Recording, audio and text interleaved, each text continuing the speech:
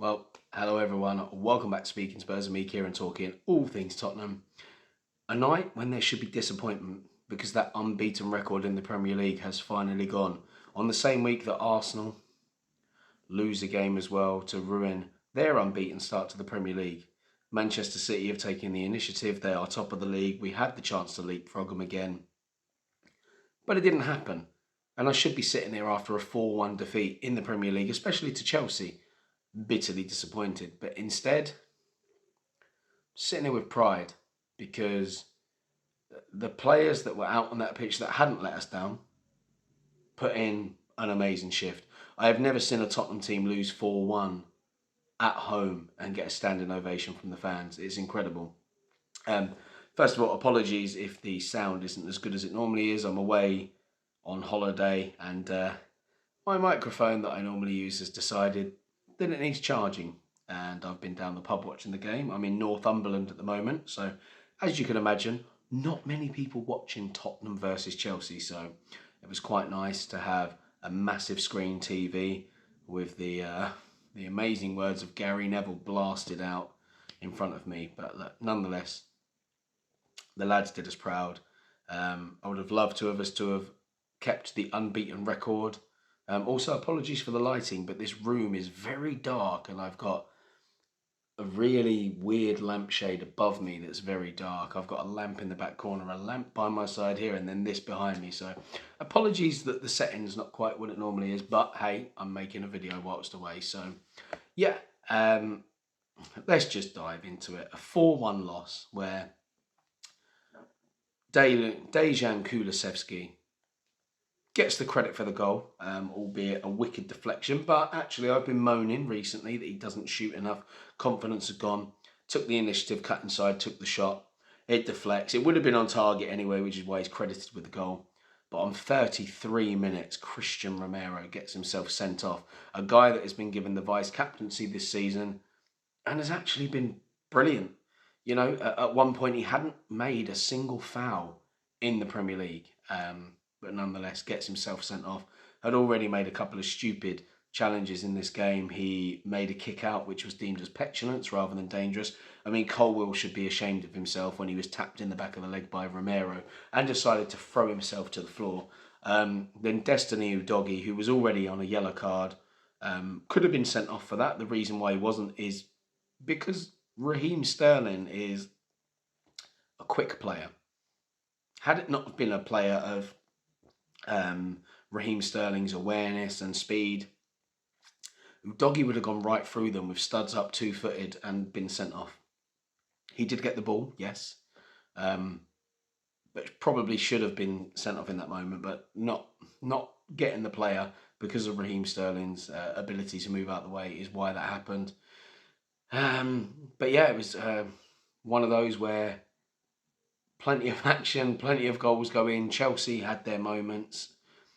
We will talk about players that I thought were excellent, like Vicario. Didn't deserve to concede 4 goals. But you know, that Romero moment of madness, penalty comes at the same time as well. That gets them back in the game. They had a couple of moments where they were, you know, testing things over the top, trying to get in. And then for Nicholas Jackson to score a hat-trick in a game.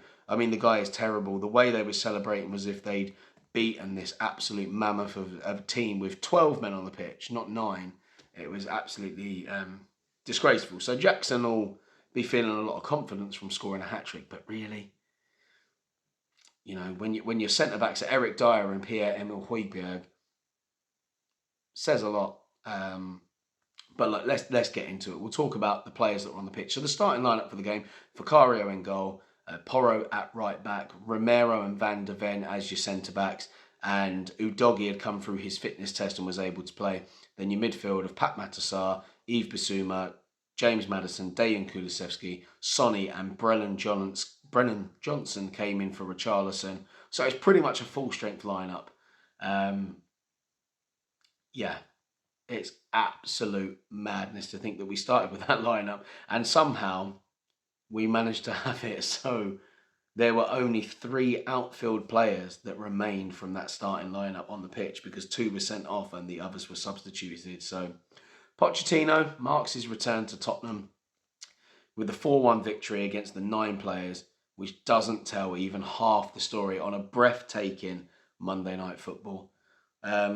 We took the lead after 6 minutes. The Dejan Kulusevski cut inside from the right, shot deflected off of Colwill. And actually, it was poor defending from Colwill because what he did, he got his hands out the way because obviously defenders are terrified of giving away a penalty for a handball. So he turns his back, it comes off his back. Sanchez is committed to going the other way. Boom, completely wrong-footed him. Yeah, and that was that. But then VAR took centre stage of the game before Chelsea levelled through a Cole Palmer penalty after 35 minutes. First, Sonny had a disallowed goal confirmed as offside before Raheem Sterling. And actually, I'll stop there because that was a brilliant move. Had Sonny been onside, and I think had that goal have counted, we probably see a completely different game and Spurs go on to win. I think at that point it would have completely shattered the confidence of a Chelsea team that, despite have been playing better football as the weeks go on, they hadn't really got a goal scorer. And I think that would have absolutely hit them for 6. But nonetheless, goal disallowed. And then Raheem Sterling had a goal ruled out for handball after a review. And then Moise Caicedo had an effort disallowed for offside as well. It was a bit of a weird night, even by this point. So we knew the Raheem Sterling one was going to be deemed as offside because the ball would come up, flicked off his arm, and as he was the player that then put the ball in the back of the net, it's directly influenced the goal going in, whether it's completely accidental or not. The Caicedo one, some people might say this is a little bit harsh, but when you actually look at it, from the angle Caicedo shot, you're probably a bit like, well, hang on a minute, why has it been ruled out? Chelsea fans, that's. But when you turn around and look at it from the other side, Vicario is blind to it.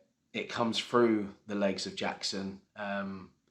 So you can say Vicario saw it really late.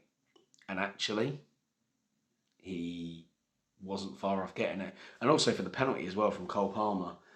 It wasn't actually a badly struck penalty. There was a decent amount of pace on it. He put it right in the corner. Vicario did very well to actually get a hand to it at all. But in the build-up to the final incident, Christian Romero was adjudged to have fouled Enzo Fernandez in the box and was shown a red card by Michael Oliver. And even though they talk about this double jeopardy rule where you shouldn't face it, he was shown the red card, and we also had to deal with the penalty. So they had the goal disallowed, the penalty was taken. Is what it is. And then we were reduced to 9 men when Destiny Udogie, who was already on a yellow card, was shown his second for a late challenge on Raheem Sterling on 55 minutes. Pochettino's men eventually took the lead with 15 minutes remaining as Nicholas Jackson slotted home after being set up by Sterling's square ball. There was still time though for Sonny to be denied by Sanchez in stoppage time before Conor Gallagher squared for Jackson to tap home his second on the counter-attack, 90 plus 4 minutes. And even though we were beaten, Jackson wasn't finished as he raced through to complete his hat-trick, raced onto Palmer's through ball to round Vicario and finish. So it means Manchester City remain top of the league, with us staying in second place anyway, only a point adrift, while Chelsea move into the top half of the table. It was just a frustrating night for us, I think. I mean, it's ridiculous that Sky Sports actually gave Nicholas Jackson man of the match, and they gave him it. He scored a hat-trick. But when you look at the heroics of the game, there is no doubt in my mind that Vicario deserves man of the match, or player of the match, as the sensitive bunnies call it these days. So if we actually look at it throughout the game, we started in such a good way. The passing was slick. Our players were so easy at taking the ball in really tight spaces. There was just so much confidence running through the game. But 2 players really, really let us down. Romero, I mean, when you first look at it, there's like a mini argument that he wins the ball in the first challenge and then the ball's running free. And when he actually strikes the ball, it's actually between him and Enzo Fernandez, his international compatriot. So there's like, in my mind, I was sitting there in the pub foolishly thinking, maybe he won't get sent off, because what's actually happened here is he's won the ball in the first challenge. He's then putting his foot through the ball to make a clearance. It's not a tackle. In my head, I'm thinking, that's not a tackle. He's trying to clear it and his foot's followed through. Because in my mind, a tackle has to be made if the ball's in control by the opposition player, or it has to be a 50-50. But the ball's kind of in between both of them. He's just slightly out of control and has lunged, but he goes through it with such venom. It was going to be nothing but a sending off. And then Udogie, when being on a yellow card, making a ridiculous sliding tackle. And in that moment, the reason why I was really annoyed is because Eric Dier did everything right. He forced Raheem Sterling into a decision to make a very, very early pass, because at the time, Chelsea were on the break. 3 men on the 2 of Tottenham. And it was only Udogie and Dier back. Dier waited and waited patiently and then advanced onto Sterling to force him into a pass. But he blocked the angle enough to the left-hand side that would have left them with a complete overlap. And what he did, he forced Sterling to have to play the pass to the only other man available that was with Destiny Udogie. And then Udogie makes a sliding challenge that he didn't need to make at the time. What he should have done is gone to his man, jockeyed him for a bit, allowed some more Spurs players to get back. But he didn't. He made a rash challenge when he's already on a yellow card, ends up getting sent off. And it is what it is. But for the 9 men of Tottenham that remained on that field, they were epic. So let's talk about the players themselves. Vicario, big early save from a low down from Jackson. Close to getting a hand. Well, he did. He got a hand to Palmer's penalty, but unfortunately pushed it onto the post. He made a number of terrific saves in the second half, including a brave one with his face from Cucurella. And that was some good play from Porro as well. Made his way back, that forced Cucurella to cut back inside. Nothing he could do about the close range goals. He was outstanding on the night. And what I will say, we've been talking about Lloris in his early days, how he was amazing at coming off his line, judging his distances. Vicario did all of that tonight. Judged his distances, didn't care that his defence had a very high line, ran out, no complaints about him whatsoever. Pedro Porro, he made a mess of an early pass. It was from the throw-in. I don't know why he decided to try and swing it at first time when he's got a player right next to him. Vicario bailed him out in that situation. From then on, he was superb. Blocking, tackling, providing quality at the other end. The free kick that Bentancur should have headed home. Passion, punching his fist to the fans. I thought he was excellent. Christian Romero. If I was to give him a player rating in this game, it would be a 1. He's been magnificent all season, but fortunate to remain on earlier in the game after swiping the leg out of Colwill. As I said, it was deemed as petulance.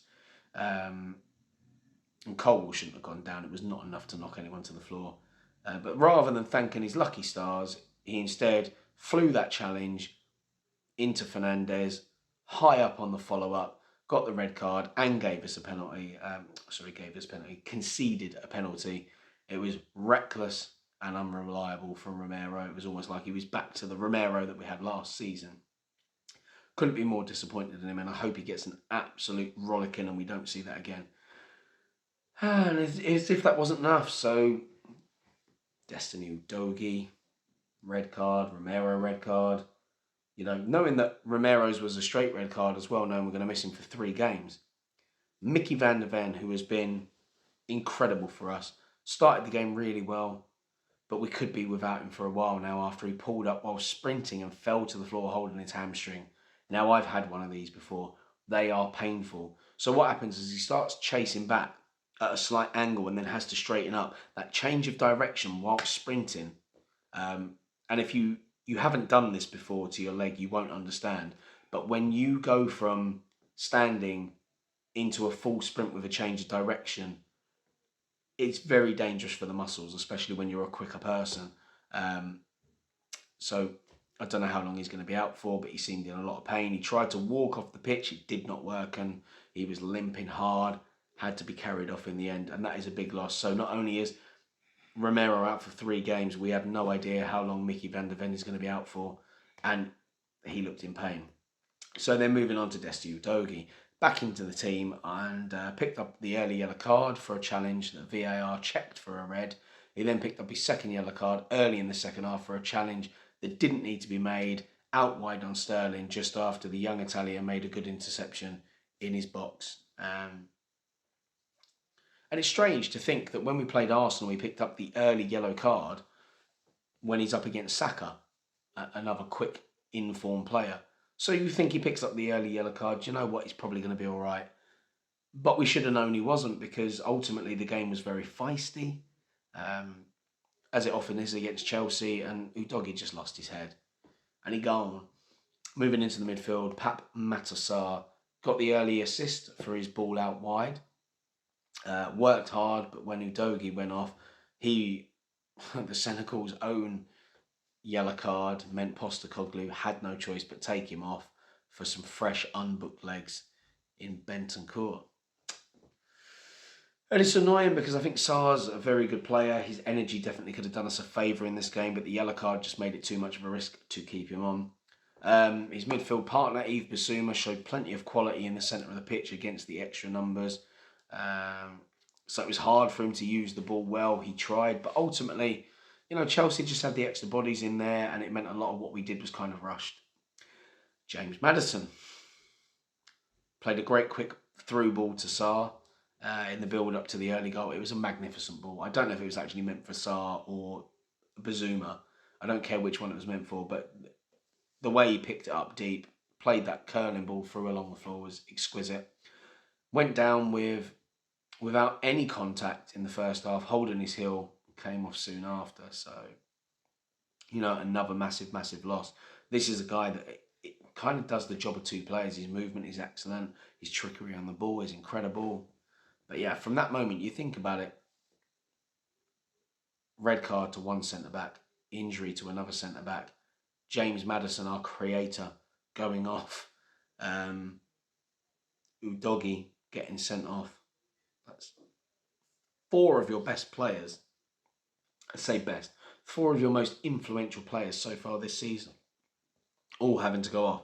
And not to mention, Vicario went down at one point holding his head, so there was a worry we could lose him as well. And at the time he went down, we'd made all our subs. So had he gone off, pretty screwed. Then moving on. Dejan Kulusevski, back among the goals early on with the deflected effort off Colwill, battled away down the right before coming off a skip. Now, I can only assume the reason he actually came off is because he was shattered. At one point, he had to move into the right-back role before being moved back into midfield. His energy, incredible. His ability to win the ball back, incredible. I thought, the deflected goal aside, I thought he was excellent. His running, brilliant. His energy, brilliant. The way he got the crowd G'd up with the effort that he put in, amazing. And despite the fact that he's not the same Kulusevski that started at Spurs with all those goals and assists, I just think his effort to the team is undeniable. And what a player. And he had to have come off surely because he was knackered. That's the only thing I think of. Because he can do a defensive job as well. Moving on, Brennan Johnson set up Son for an early ruled out effort. So would have been on the assists again. Started the game brightly, but then was obviously sacrificed so Dier could come on when Romero went off. So not much to say about him. But he looked kind of bright when the ball got out wide, was getting in good positions. Now let's talk about the subs. Eric Dier. Now, I have defended Eric Dier a lot on this channel, and I know there's a lot of people that don't like him, but no player plays badly on purpose. He made a couple of early interceptions after coming on, very important. Now, for anyone paying attention during the game, what Eric Dier was doing, he's intelligent enough to know that he has not got the pace to deal with any of the front line of Chelsea. So what he did instead, every time you see them across the line, he's actually facing his own goal. He's ready like this, in a position to sprint if a through ball goes through. So he knows that he's in a difficult position from the start. He knows he's not going to win the race. But he did everything he could to try and make sure he was ready to go for that. Also, he was calling the line. There was a lot of offsides given when Eric Dier first came on because he was controlling that line and making sure everybody stepped up. And even though they were stepping up, He stepped up whilst facing his own goal to give him the best chance of getting there. Made a couple of really, really good interceptions. Then volleyed home a great finish, and I went mad in the pub thinking, yeah, we're back in it. And that was with 10 minutes to go, but only to find out after a lengthy VAR check that he was adjudged to be offside. He was excellent on his return to the team, and the only thing that let him down was his pace. But I know a lot of people will be out there saying that, yeah, his pace let him down. But if you actually look at it, every time Tottenham had that high line, and Gary Neville criticised us for it, he was pretty much on the halfway line. That defence was so high up. Now, the reason they had to do that, and I will answer you, Gary Neville, moaning about our high line, saying it was suicidal.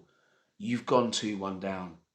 Whether you lose 2-1, 5, 4, 7, 10, 21, it does not matter. You either get no points, 1 point, or 3 points in football. So Gary Neville, I will say to you, that high line was there because we were down to 9 men. And at 9 men, the gap between defence, midfield and attack would be massive if we had a deeper line. I have no doubts if we had a deeper line, we would not have conceded 4 goals. However, we wouldn't have had chances to get back in the game. So I actually think for anyone out there that's hating on Eric Dier for tonight, for the goals that came late in the game, screw your heads on. He did everything he needed to do. He is what I would call a leader. He put in a performance there. And I hope a few people have changed their minds. Emerson Royale went into a very unfamiliar position. We've seen him play as a right-sided centre-back in a back three. We know he's predominantly a right-back. He's played right wing-back. He had to play centre-back alongside Eric Dier to replace Van der Ven. And he was superb before switching back to left-back, where he was also excellent. I feel like he epitomised the energy that we needed. He got in the way of things. He intercepted things. His reading of the game was excellent. Put his body on the line, got in there with headers, got himself into midfield when he was put to left back. I have no complaints. He's playing completely out of position twice in the same game and still putting the energy that he did. Then moving on to Hojbjerg. Oh my goodness. If I was to give a player rating and I said Vicario would have been my man of the match, Pierre-Emile Hojbjerg, for what he did when he came on, would have been a close second.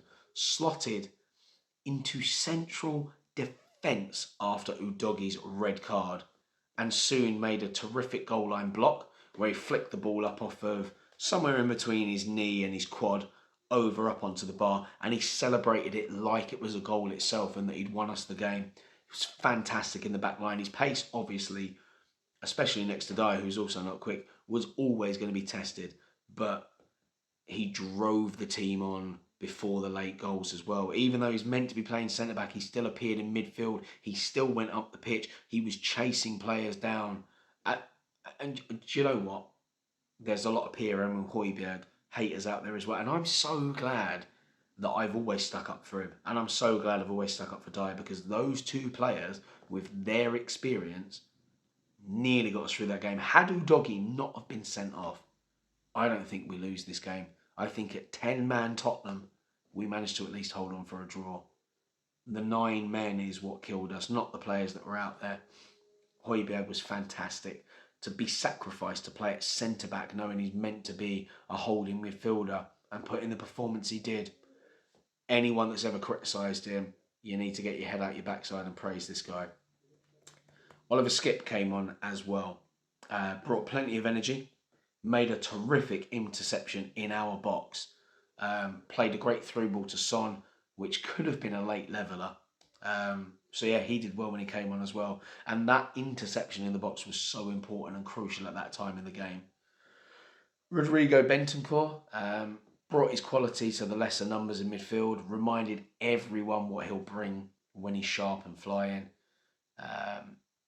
He had a header that could have ended up in a goal, headed it into the ground, it went wide. That was from Porro's free kick. On another day, maybe that goes in. But yeah, I just think, do you know what? Those players out there deserve all the credit. I've never been prouder of a performance when we're against the odds than that. Chelsea were naive at times. They kept trying to play that long, I say long, they kept trying to play these little balls over the top. Essentially what happened, every time they were in possession after we went down to 9 men, they matched our back four with 4 men up top and were just hoping to slide it through a gap, and it eventually happened, and after that happened again and again. So let's see if there's anything from the press conference with Ange Postecoglou.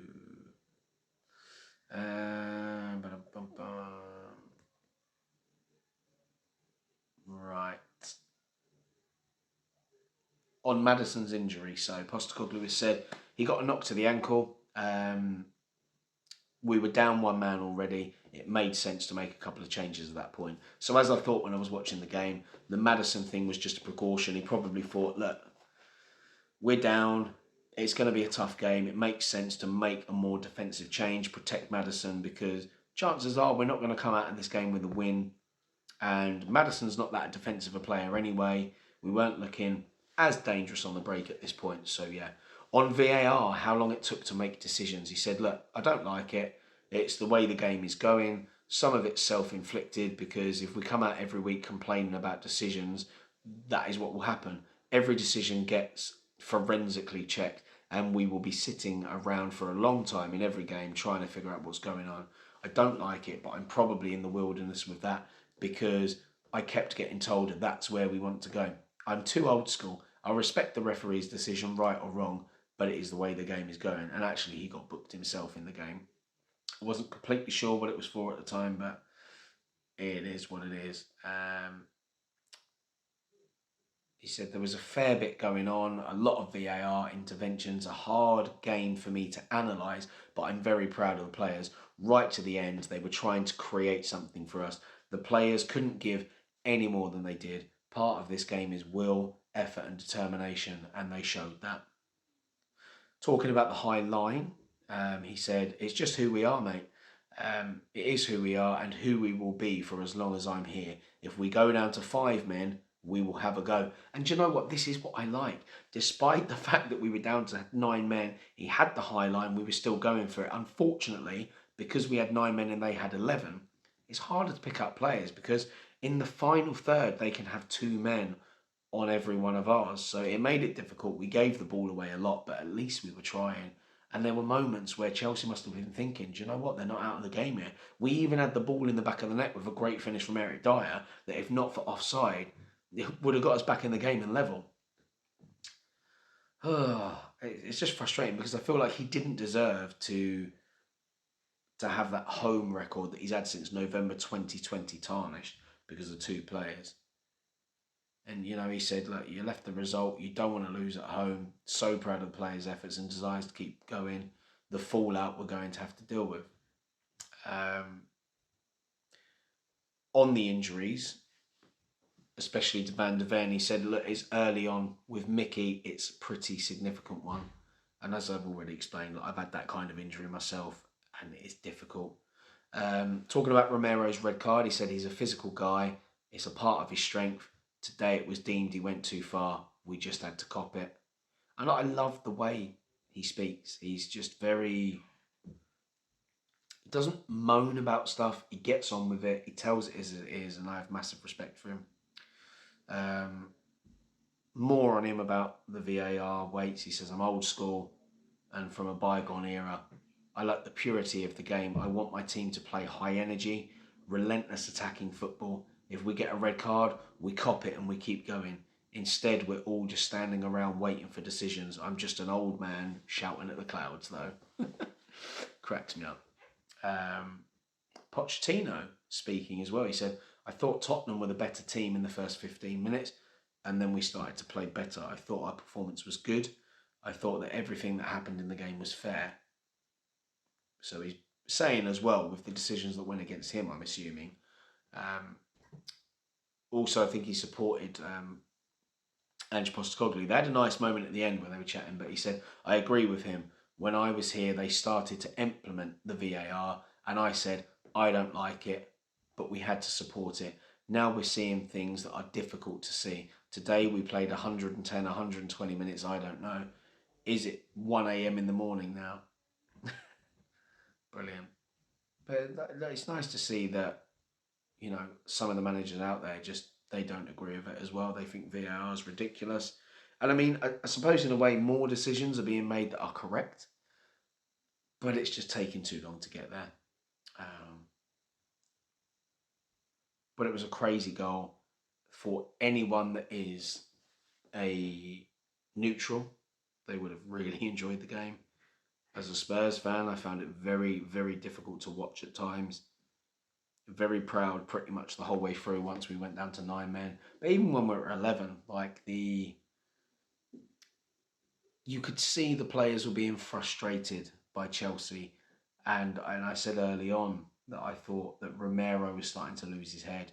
Destiny Udogie is young, so he's got plenty to learn. But I'm not saying Romero's old, because he's definitely not. He's a World Cup winner, though, which kind of changes things. I expected more from him. I expected him to keep his head. And you know what? I'm looking right now at Sky Sports and looking at the player ratings. Vicario did get an 8, which is the same as what Nicholas Jackson got, the man of the match. But outside of that, you start looking at the subs. They only gave Skip a 6, Hojbjerg a 7, Real a 6, Dier a 7, Bentancur a 6. Now, that's absolutely crazy when you think about the position that Dier and Hojbjerg were put in that game. Real to have to play centre-back and left-back, both positions out of where he would normally play. Hojbjerg playing as a centre-back. And you got the cheek to give those players such a low score because we lost 4-1. I mean, I have no idea who was doing the player ratings for Sky Sports, but Sky, you need to get better staff because that's an absolute joke. A disgrace. Mental. But, that's all I really want to say about the game. I think we have a lot to be proud of. Obviously, we're going to face now, Romero's going to have a 3-game suspension. Mickey van der Ven is going to be out definitely for more than 3 games. Sorry, I can tell you that after knowing and having the injury myself. Udogie is obviously now going to be out for a game because it was a second yellow card. Hopefully Ben Davies will be back for the next game. He wasn't on the bench for this game. But with the effort that we showed with 9 men, I have no doubt that these players that come in to replace them, I mean, we're in a situation now where we're going to see Eric Dier have to play probably the next 3 games. Well, definitely, he's going to have to play him because we're missing our 2 starting centre-backs. So Eric Dier will now find his way back into the squad, which hopefully will put his price up for January because there are rumours now that he does want to leave. But also, it shows how naive we were to let, and I said this at the time, to let Davinson Sanchez and Japhet Tanganga go out the door. Obviously, I know Tanganga's on loan, but that's with an option to buy. But to let both of those players go out the door, knowing that our only backup with injuries is Eric Dier and Ashley Phillips.